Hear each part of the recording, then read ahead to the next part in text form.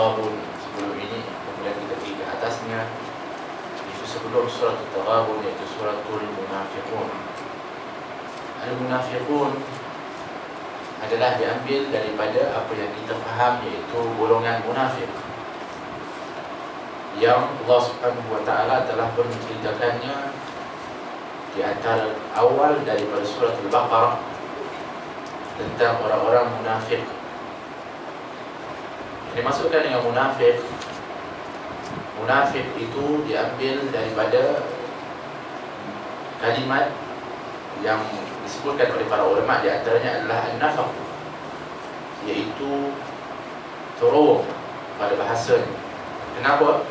Sebab bila seseorang itu masuk ke dalam terowong, bermakna dia melindungi kepada diri, tak nampak. Begitu juga dimaksudkan dengan munafik, iaitu menyembunyikan sesuatu atau menutupi kepada sesuatu. Maka ta'rif daripada maksud daripada syarak, iaitu orang yang menyembunyikan kekufurannya di sebalik zahirnya yang ditunjukkan dengan keimanan. Makna yang mudah untuk kita faham, perbuatannya, apa yang diucapkannya itu adalah menunjukkan iman, akan tetapi di dalam hatinya adalah kufur kepada Allah Subhanahu wa ta'ala dan kepada baginda Rasulullah SAW. Itu yang disebutkan maksud daripada munafik. Al-Munafiqun adalah jamak, jadi dimaksudkan golongan orang-orang munafik. Mereka yang dimaksudkan, dan ayat ini adalah menceritakan tentang mereka khusus. Bermakna kalau ada satu surah yang khusus diceritakan dengan sebab dan juga dengan nama itu, bermakna ianya adalah sesuatu yang sangat penting, ianya adalah yang paling utama. Seperti Allah Subhanahu wa ta'ala ketika menyebut mengenai atau surah An-Nisa, bermakna nak menunjukkan akan keistimewaan golongan wanita. Tak ada surah lelaki, tak ada, tapi ada surah An-Nisa, iaitu untuk orang perempuan. Bermakna untuk nak meletakkan ianya adalah sesuatu yang penting. Begitu juga suratul Munafiqun adalah untuk memberitahu kepentingan mengenal dan mengetahui golongan dan ciri-ciri munafik. Di antaranya supaya apa? Wa'ilmah, untuk kita berhati-hati dari golongan itu. Begitu juga berhati-hati diri kita jangan tergolong dengan golongan seperti itu. Golongan munafik berkhusus di zamannya baginda Rasulullah SAW, yang ketika itu dipimpin oleh Abdullah bin Ubay bin Salul, golongan atau ketua daripada golongan munafikin, yang kebanyakan mereka itu asalnya adalah Yahudi, memeluk kepada Islam kerana nak melindungi diri mereka, melindungi harta mereka. Mereka takut, mereka sangka bahawa Islam itu akan menggugat kepada harta mereka, kepada diri mereka. Maka mereka masuk itu sekadar untuk nak melindungi kepada diri ataupun merasakan dengan itu mereka akan selamat, sedangkan dalam hati mereka penuh dengan kekufuran, membenci kepada Rasulullah SAW. Kata dipimpin oleh Abdullah bin Ubay bin Salul. Ya. Jadi ini Allah Subhanahu wa ta'ala ceritakan tentang sifat mereka. Ketika Allah Subhanahu wa ta'ala menyatakan Bismillahirrahmanirrahim, idza ja'akal munafiquna qalu nashhadu innaka la rasulullah. Sekiranya ataupun apabila orang-orang munafik datang kepada engkau wahai Rasulullah, mereka akan berkata, apa mereka cakap? Kami bersaksi bahawa sesungguhnya engkau adalah Rasulullah. Nampak? Depan Rasulullah. Demikian Allah nak bagi tahu kepada baginda Rasulullah. Ini golongan apa? Golongan munafik, iaitu bercakap demikian, menyatakan demikian menyatakan cinta kasih kepada Nabi, menyatakan penyaksian kepada Nabi secara zahir saja, secara lisannya saja. Ini sifat apa? Sifat orang-orang munafik. Yang dimaksudkan munafik di sini bukan cirinya, bukan ciri munafik yang disebutkan. Ciri-ciri munafik itu ada 3. Nanti kata oh ini munafik yang disebutkan, itu cirinya. Tapi yang disebutkan munafik yang asal adalah memang benar-benar sebenarnya kategori atau golongannya adalah kufur kepada Allah Subhanahu Wa Taala. Bermakna mereka itu adalah golongan yang mana akan kekal di dalam neraka Allah Subhanahu Wa Taala sebab kekufurannya. Namanya munafik, tetapi munafik yang kufur kepada Allah Subhanahu Wa Taala. Tapi kalau orang yang beriman, benar-benar beriman kepada Allah, kepada Rasulullah, tapi ada sifat munafik, iaitu apabila dia berbicara, dia berbohong, apabila dia berjanji, dia mungkir, ya. Apabila dia diamanahkan, dia tak tunaikan. Ini ciri. Tapi dia tak sampai kepada golongan munafik yang kufur kepada Allah Subhanahu Wa Taala. Jadi ada beza di situ. Jangan maknanya orang ada menipu, ini orang munafik, yang dia disama dengan golongan munafik di zaman Rasulullah. Ini tuduhan berat. Tapi kalau ciri munafik itu ada dengan ciri-ciri yang dimaksudkan. So tak mudah untuk kita nak cop seseorang itu munafik. Apalagi munafik yang disebutkan adalah munafik yang kufur, yang kafir di dalam hatinya, penuh dengan kekufuran, kebencian kepada Islam, kepada baginda Rasulullah SAW. Sebab itu mereka ni kalau jumpa dengan Nabi SAW, mereka akan beritahu, oh kami bersaksi engkau adalah Rasulullah. Ini golongan-golongan orang-orang munafik. Kerana apa? Untuk nak menyembunyikan daripada kekufuran mereka. Dan ini adalah pembohongan mereka untuk melindungi diri mereka itu dari diketahui bahawa mereka itu adalah orang-orang yang tak beriman. Ini orang-orang munafik. Ya. Untuk apa dia buat begitu? Untuk mengelirukan. Untuk apa? Untuk menutupi kepada kekufuran mereka, supaya orang menganggap mereka itu orang yang beriman, mereka itu orang Islam. Jadi akan dipergauli sama, biasa, tak ada masalah. Tapi golongan ini disebutkan adalah lebih bahaya daripada orang kafir yang zahir, yang jelas. Orang-orang yang kafir, yang betul-betul jelas dah kafir, memang benar-benar ketika itu tak menerima al-Islam. Orang munafik ini adalah lebih bahaya daripada itu, sebab dia adalah seperti api di dalam sekam, iaitu dia merosakkan Islam itu daripada dalam. Kerana permusuhannya kepada Islam, kerana tak mau ketika itu Islam tersebar dan juga Islam itu berjaya, mereka masuk di antara selain daripada mereka nak melindungi diri mereka dan sebagainya, tetapi juga matlamat mereka adalah untuk merosakkan kepada Islam daripada dalam. Dan usaha mereka pertama di antara yang paling nyata adalah ketika berlakunya peperangan Badar. Ketika kaum muslimin ketika itu keluar untuk nak memerangi kepada kaum kufar Quraisy, maka keluarlah mereka 313. Tetapi ketika itu golongan munafikin mereka kembali dengan ajakan kepada kaum muslimin yang lain, mengatakan kita ni sikit, nanti kita kalah, kita mati. Ini tak boleh nak menang, menakut-nakutkan. Kemudian dia sebarkan berita-berita palsu dan sebagainya, adalah untuk nak menggugat kepada keimanan kepada kaum muslimin.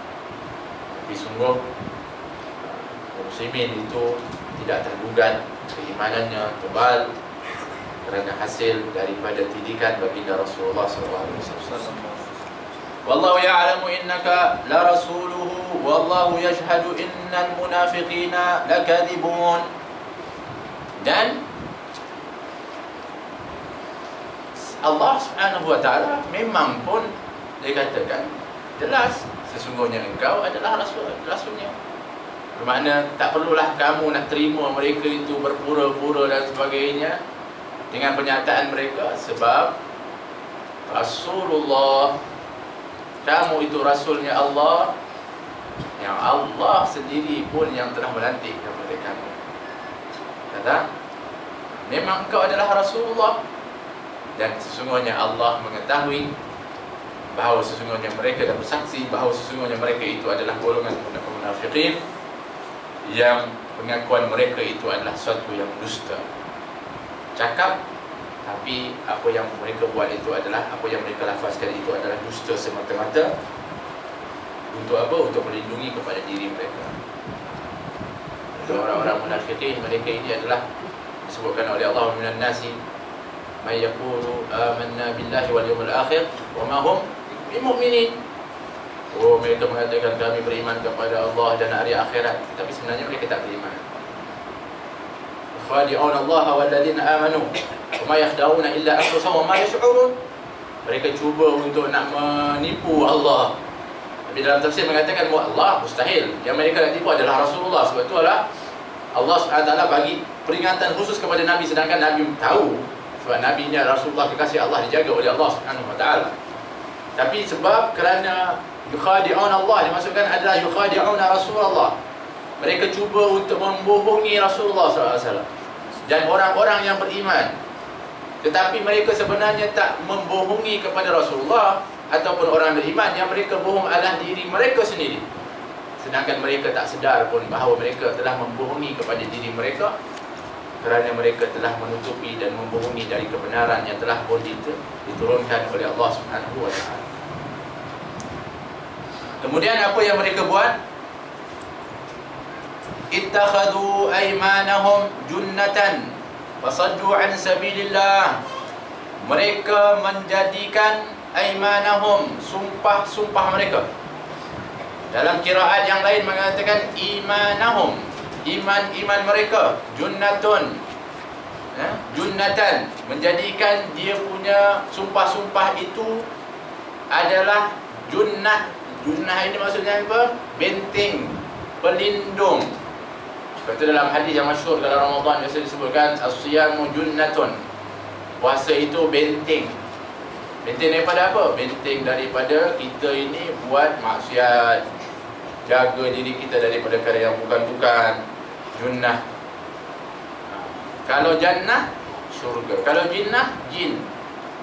Jadi maknanya kalau tak ada baris ni, nak baca macam mana? Sudah. Kalau baca aymanahum jannatun, jannatan, sudah. Kalau jinnatan, jin pula. Berikan, Masya Allah, ini adalah di antara bid'ah yang wajib, yang hasanah, yang dilakukan oleh para sahabat, para ulama dulu, meletakkan baris kepada Al-Quran. Asalnya ada tak baris? Bukan baris dia, tak ada, titik pun tak ada.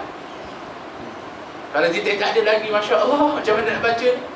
Ini ada titik, ada baris pun tak berapa nak baca.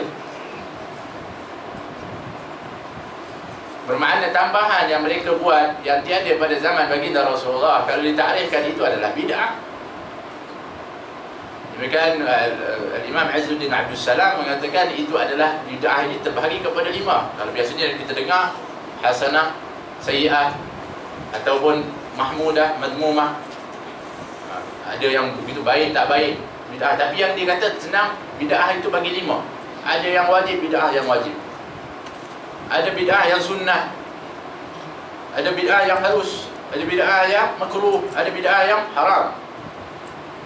Maksudnya macam mana ada bid'ah yang wajib pula ni? Biasanya kita tahu yang baik yang tak baik. Ada sampai yang kata tak ada bid'ah yang baik, dolalah semua, kullu dolalah finnar. Oh, nanti dulu rupanya ada bid'ah yang wajib, seperti pengumpulan Al-Quran, seperti membariskan kepada Al-Quran. Banyaknya bid'ah-bid'ah yang wajib, seperti disiplin ilmu. Dulu ada Rasulullah, okey, hari ini kita belajar fiqh, ada Rasulullah cakap begitu. Hari ini kita belajar tafsir, hari ini kita belajar hadis. Mana ada ilmu-ilmu itu dibahagi-bahagikan? Itu bid'ah. Tapi untuk apa? Untuk memudahkan. Kalau tak ada disiplin ilmu ini, kita semuanya tak tahu apa. Dan adanya bid'ah yang wajib, ada bid'ah yang sunnah, ada bid'ah yang harus, ada bid'ah yang makruh dan haram. Jadi kita kena faham betul-betul supaya kita ni faham apa maksud dan makna bid'ah itu, supaya tak mudah ketika itu setiap orang kalau dia tak suka, semuanya cakap bid'ah. Dia kata, oh bila bid'ah yang baik, ini bid'ah yang dituntut. bagi tahu kepada dia. Macam mana dituntut? Sebab dia 1, 2, 3, 4. Kata di antaranya seperti yang kita kena fahami akan maksud itu yang sebenarnya. Jadi mereka menjadikan sumpah-sumpah mereka itu sebagai benteng. Sebab mereka selalu sumpah, oh kami betul-betul iman, kami sayang, kami kasih, kami betul-betul memperjuangkan Islam demi Allah. Mereka bersumpah. Ini golongan apa? Golongan munafik. Untuk apa? Untuk mereka itu membentengi atau menghalang diri mereka itu menyelamatkan diri, nak menjadikan sebagai perisai untuk nak menyelamatkan diri mereka itu daripada apa? Daripada dibunuh. Daripada apa? Daripada diambil harta mereka, daripada dirampas. Jadi mereka buat dan katakan seperti itu. Ini golongan munafik di dalam yang benar-benar kufur kepada Allah. Fasaddu an sabilillah, dan mereka itu menghalang. Saddu an sabilillah, menghalang siapa? Diri mereka. Menghalang siapa? Orang lain. Daripada apa? Daripada menuruti jalan Allah Subhanahu wa ta'ala. Ini orang munafik, cirinya seperti itu. Kita sebutkan ada orang Islam ciri seperti orang munafik. Kita tak katakan munafik kufur, tapi cirinya ada. Apa dia? Menghalang orang untuk nak menuju kepada jalan Allah, menghalang orang untuk buat majlis yang baik, menghalang orang untuk nak menghidupkan syiar Islam. Dah banyak dah berlaku seperti itu. Sebab itu Nabi SAW bagi pilihan. Nabi ini Masya Allah rahmah. Kalau Nabi nak sempitkan, boleh. Nabi nak bagi betul-betul detail, boleh. Tapi yang susah siapa? Kita. Jika Nabi mengatakan pun aliman atau muta'alliman, kalau kita katakan dua cukuplah, jadi orang alim atau yang belajar ilmu yang lain itu sudahlah semuanya. Celakalah tak? Nabi kata au mustami'an, ataupun yang dengar pun jadilah. Ya Allah, yang dengar je. Dengar. Tak tahu apa pun, tapi dengar. Jadilah. Kalau tak pun au muhibban, atau jadi cinta, sayang, suka. Suka kepada ulama, suka kepada ilmu, suka kepada orang yang untuk ilmu, tapi dia tak berapa sempat, dia tak berapa nak tu, dia tak berapa nak dengar. Jadilah, kata baginda Rasulullah. Jangan jadi yang kelima. Tak suka ulama, tak suka majlis ilmu, tak suka juga kepada orang yang menuntut ilmu. Allah, menghalang-halang untuk orang yang nak buat majlis ilmu dan sebagainya. Kamu akan binasa, kata baginda Rasulullah. Itu yang dibeli kat dulu, kita pilih. Namanya Nabi itu luaskan dan memudahkan untuk apa? Untuk keselamatan, kesejahteraan kepada kita. Cuma kita nak, cuma susunan itu perlu diambil sebagai satu prioriti yang terutama. Nak jadi orang alim dulu. Kemudian kalau tak boleh nak jadi orang yang belajar ilmu. Jangan terus ambil 4 saja. Maknanya usul. Tapi kalau dah tak boleh, kalau dah sampai biar yang keempat, jangan sampai yang 5. Yang tu yang dimaksudkan. Jangan jadi orang yang menghalang kepada orang lain. Ini golongan orang-orang yang akan binasa dalam celaka, kata baginda Rasulullah. Innahum sa'a ma kanu ya'malun. Sesungguhnya amat buruklah apa yang telah mereka kerjakan. Apa yang mereka kerjakan? Menghalang kebaikan, menghalang kepada hidayah Allah, menghalang kepada orang untuk menuju kepada Allah Subhanahu wa ta'ala. Ini kerja mereka. Mereka kalau dekat depan, Masya Allah, beriman, tapi kat belakang pergi ke jumpa seorang-seorang. Betul ke itu Rasulullah? Betul ke itu? Betul ke apa yang disampaikan? Itu ke wahyu daripada Allah? Dia buat apa? Dia syak. Demikian di antara disebutkan mereka itu dikatakan bahawa fi qulubihim maradun fazadahumullahu marada. Di dalam hati mereka itu ada sakit. Maka Allah tambah sakit itu, penyakit itu. Maksud sakit itu di situ dia dimaksudkan adalah adanya nifaq dan syak. Orang-orang munafik dalam hati dia ada syak, ragu kepada apa? Kepada iman, kepada Allah, ragu kepada Rasulullah. Ini orang-orang yang disebutkan ada penyakit dalam hati. Maka apabila tak percaya kepada kebesaran Allah, tak percaya kepada Rasulullah rahmatan lil alamin, maka fazadahumullah marada, maka bertambah lagi sakitnya. Semakin jauh, semakin tak nak terima, semakin benci. Ini orang munafik. Sebab itu dikatakan bahawa syak itu penyakit yang paling bahaya dalam hati. Seperti bahayanya penyakit kepada zahir kita. Kita takut zahir kita kena penyakit, kita nak ubat segera. Sepatutnya dalam hati kita penyakit syak ni, kita kena segera untuk ubat. Apa dia lawan syak itu? Yakin. Yakin itu dimaksudkan iman yang yakin. Kan sebab itu Kalau kita tak yakin, bermakna kita akan, iman kita bagaimana? Kalau sampai syaknya kepada Allah, Allah ni wujud atau tidak? Macam mana?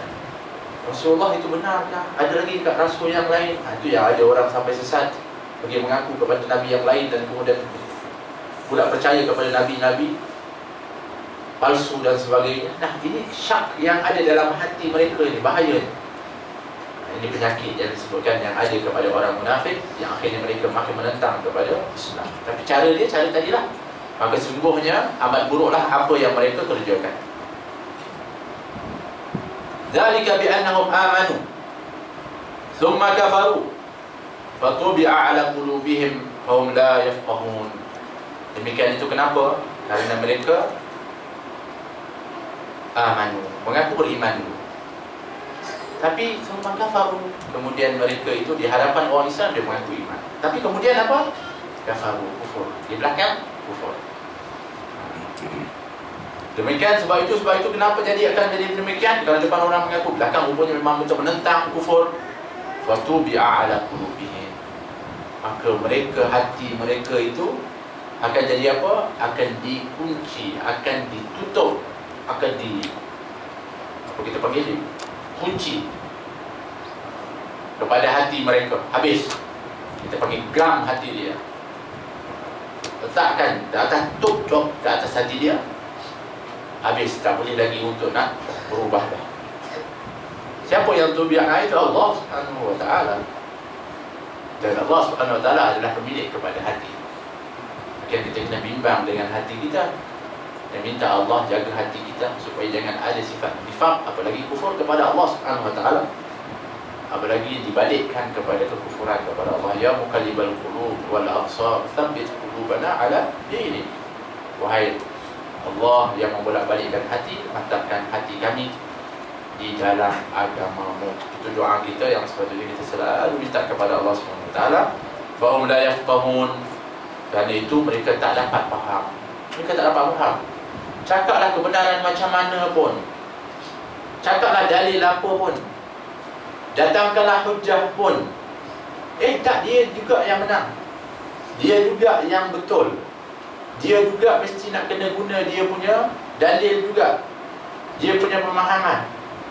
Ini kenapa? Sebab hati mereka itu telah pun ditutup, telah dikunci dah. Tak boleh.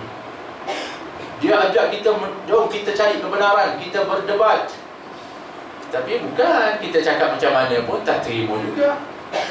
Dia juga yang itu yang disebutkan tak guna untuk berdebat dengan orang seperti ini. Imam Syafi'i mengatakan, aku kalau berdebat dengan orang yang alim, aku boleh menang, tapi kalau aku berdebat dengan orang yang jahil, aku mengaku kalah. Sebab apa? Buat apa? Dia cakap begini, dalilnya begini, ini hujahnya, begini cara istinbat, begini dia maksud.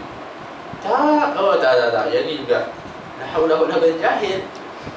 Pening kita nak bagi dia faham, sebab dia tak faham.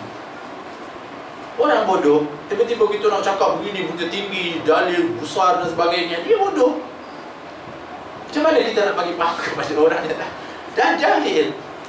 Dia tak sampai ke tahap itu, akhirnya dia pegang hanya yang dia pegang. Kata yang kita imbangi, kalau orang-orang yang jahil yang cakap itu, lebih baik nak buat apa?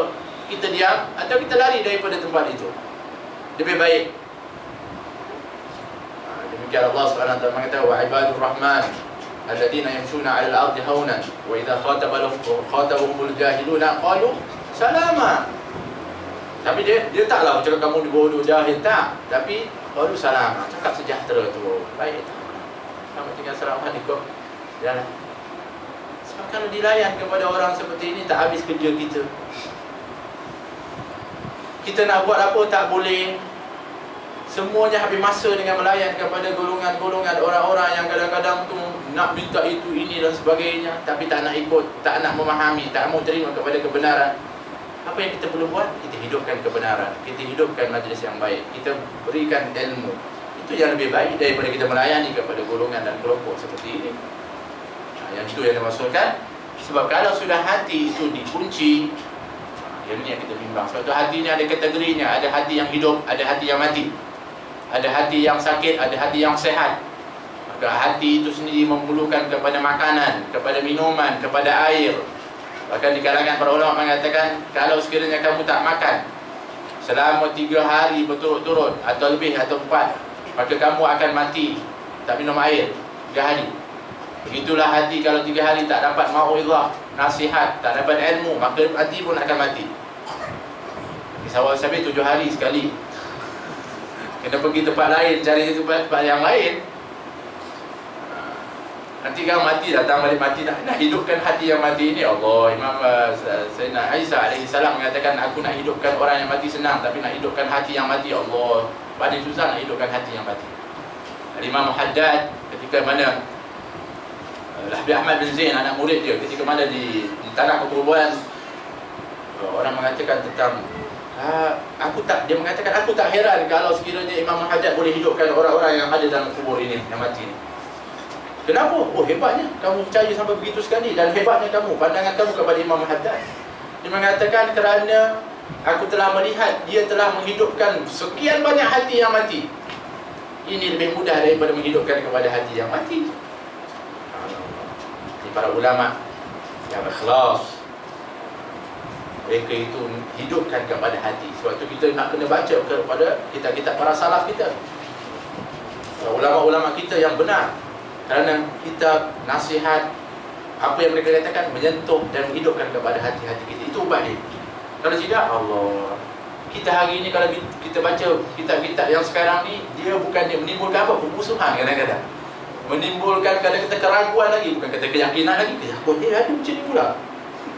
Nampak? Dulu tak, dulu memberikan kemantapan, dulu memberikan ketenangan, dulu memberikan kepada kita hati kita hidup, sehat. Subhanallah, ulama dulu, kerana mengalirnya keikhlasan, ketulusan mereka, kesungguhan mereka dalam mengajak kepada Allah Subhanahu Wa Taala, ini tak ada tandingan lagi kalau nak dibandingkan dengan kita pada zaman ini. Jadi kalau dah kunci hati, macam mana nak faham ni golongan munafik? Hati mereka telah terkunci, tak boleh lagi mendapatkan kefahaman. Allah Ta'ala alam. InsyaAllah lepas ini kita akan bahaskan ayat yang seterusnya, yang mana nanti insya-Allah akan diberitahu tentang sifat mereka. Bagaimana mereka itu kalau di depannya orang-orang beriman. Pandai mereka berlakon, masya-Allah, lembut, akhlak, cara baik.